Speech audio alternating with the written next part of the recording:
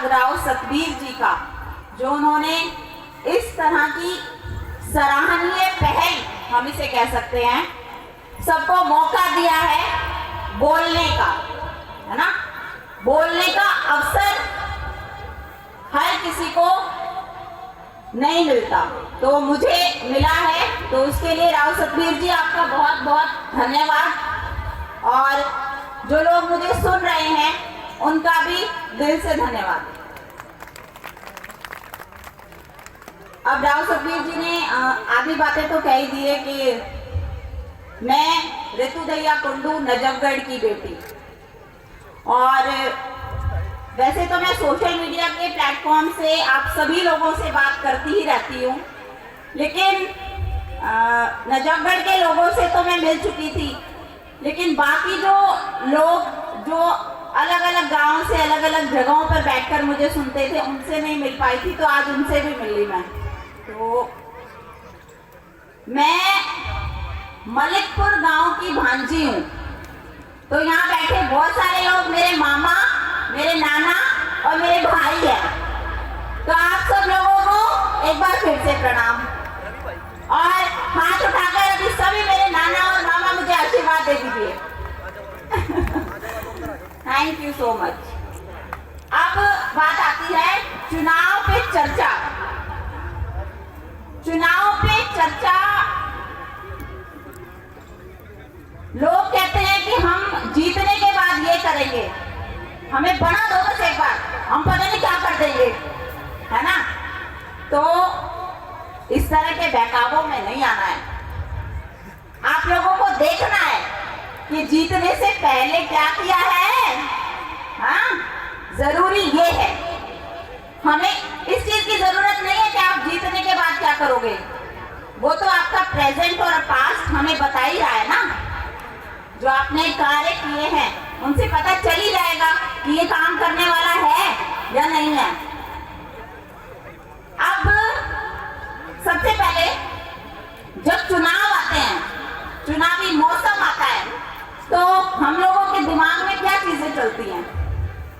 क्या आप लोगों के दिमाग में ये चीज चलती है कि एक बढ़िया सा प्रत्याशी मिलेगा, एक बहुत अच्छा प्रतिनिधि मिलेगा? सोचते हो ये बात? बहुत कम लोग हैं, बहुत कम लोग हैं ये बात सोचने वाले। ज्यादातर लोग क्या सोचते हैं आज के दिन? चुनाव आ गया, दारू पीने को मिलेगी, पैसे मिलेंगे, सूट मिलेगी, मिलेगा, पजेब मिलेगी।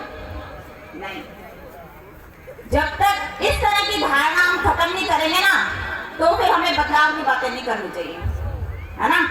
फिर अगर हम गली से निकल रहे हैं, कूड़ा पड़ा है, नालियां साफ नहीं है, तो गाली नहीं देनी। फिर भाई तुमने तो अपनी वोट बेच दी थी, अब कैसे सफाई होगी, अब कैसे काम होगा, अब कैसे बच्चों को सुविधाएं मिलेंगी, है ना।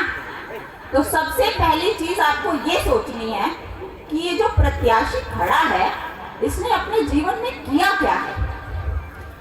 मैं आपको अपनी बता देती हूँ, वैसे तो बहुत सारे लोग जानते भी हैं, या फिर आप गूगल पे नजफगढ़ की बेटी लिखोगे तो आपको सब पता चल जाएगा मैंने किया क्या है। कुछ भी छुपा हुआ नहीं है, मैं एक खुली हुई किताब हूँ। मेरे बारे में पूछने के लिए किसी से कुछ भी पूछने की जरूरत नहीं है, सीधा गूगल पे लिखो जाके नजफगढ़ की बेटी, तो पता चल जाएगा। अब राव सतवीर जी ने कहा 5 मिनट, देखो इतने सारे लोग हैं और ये मौका रोज रोज नहीं मिलता, तो मैं थोड़ा सा समय ज्यादा लूंगी, और मुझे लग रहा है कि मेरी बातें आप लोगों को बोर भी नहीं कर रही है ना। ऋतु जी आप कहोगे तो दोबारा एक सभा और अरेंज कर देंगे, तो ऐसी बात नहीं। नहीं, ज्यादा नहीं, थोड़ा सा ही लूंगी। और तो ये बात है, सबसे पहले ये मत देखो आप कि ये क्या कह रहा है, अच्छा मैं फ्री में ये करवा दूंगा, अच्छा मैं वो करवा दूंगा, मैं ये करवा दूंगा। अब फ्री की बात आते ही आप लोग दूसरी पार्टी की तरफ भागते हो। मैं किसी पार्टी का कोई सपोर्ट नहीं करती हूँ, ठीक है। अब बात आती है, मैं बिना किसी पद के, बिना किसी राजनीतिक पार्टी के जो भी कुछ किया है आज तक, एक साधारण मध्य वर्गीय परिवार से मैं बिलोंग करती हूँ, और बस मेरे अंदर कुछ काम करने का जुनून और जज्बा था जो मैं कर पाई हूँ।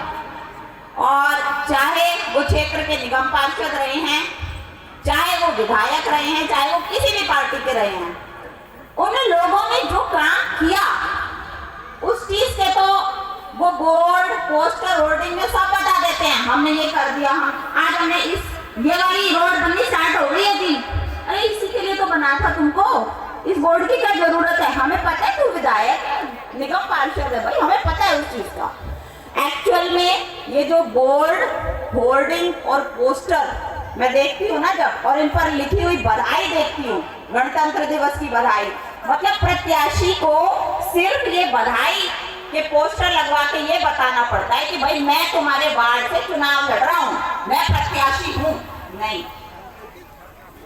तुम अगर काम करोगे या फिर कोई मैसेज दो, उसके माध्यम से तुम ये पोस्टर लगाते हो या होर्डिंग लगाते हो तो समझ में आता है हमको, लेकिन हमें बधाई की जरूरत है क्या? पिछले दिनों मैंने एक अपना कैंपेन भी चलाया था कि हमें बधाई नहीं बदलाव चाहिए, है ना? तो हमें पोस्टर होर्डिंग बैनर, इतना मेरा तो दिमाग खराब हो जाता है, मतलब इतने लोग जो आज तक दिखाई नहीं दिए थे, अचानक चुनाव से 2-4 महीने पहले आके प्रसिद्ध समाज से भी लिख देते हैं। भाई उनके बारे में थोड़ी खोजबीन जरूर करना, ऐसे किसी भी पार्टी का किसी भी प्रत्याशी का अंधभक्त नहीं बनना है, ठीक है? तो बस यही कहूंगी कि जब आप वोट डालने जाते हो ना, तो बस घर से निकल जाते हो, भाई वोट डालनी है, मुझे तो वोट डालनी है, मुझे तो वोट डालनी है। उससे पहले एक दिन पहले बैठो आराम से, सभी प्रत्याशियों के नाम लिखो और सबके बारे में कुछ पता करो इसने क्या किया है, उसके बाद ही अपनी वोट सही जगह पे आपको दबानी है। दूसरी सबसे जरूरी चीज ये है कि लोगों को लगता है इस राजनीति का कुछ नहीं होने वाला, ये तो सब बिके हुए हैं, सब खराब हैं। जब तक ऐसा सोचते रहोगे तब तक कुछ बदलाव नहीं आएगा। पहले मैं भी ऐसा ही सोचती थी, और राजनीति से सबसे ज्यादा नफरत करने वाला शख्स आज वार्ड नंबर 43S का उम्मीदवार बन गया है। तो ये कहानी थोड़ी लंबी है, वो आप मेरे पेज पर जाकर सुन लीजिएगा। अब सिर्फ लास्ट में ये बात कह रही हूँ, ये मत सोचना कि वोट बिक जाती है तो हमारी वोट का कोई फायदा नहीं है। वो जो वोट बिकती हैं उनका कुछ भी नहीं होगा यदि आप सबके सब जाकर अपने घर से निकलोगे ना वोट डालने के लिए, तो उन वोट्स का जो बिकती है उसका अंक 0 रह जाएगा। सिर्फ आपको घर से निकलना है, वोट करना है और सही प्रत्याशी को वोट करना है। मैं कभी ये नहीं कहती हूँ कि मुझे वोट करो, इसलिए जो ये कहना कि मेरे को वोट करो उसको तो बिल्कुल भी मत करना। अरे इन लोगों पे छोड़ दो, इनमें दिमाग है, सब कुछ जानते हैं ये लोग, यहीं रहते हैं, कहीं दूसरे देश से नहीं आए। इन्हें मौका दो, काम तुमने किया होगा तो वोट तुमको मिल जाएगी, ठीक है? और इसी के साथ मैं इस भाषण को यहीं खत्म करती हूँ। Thank you so much.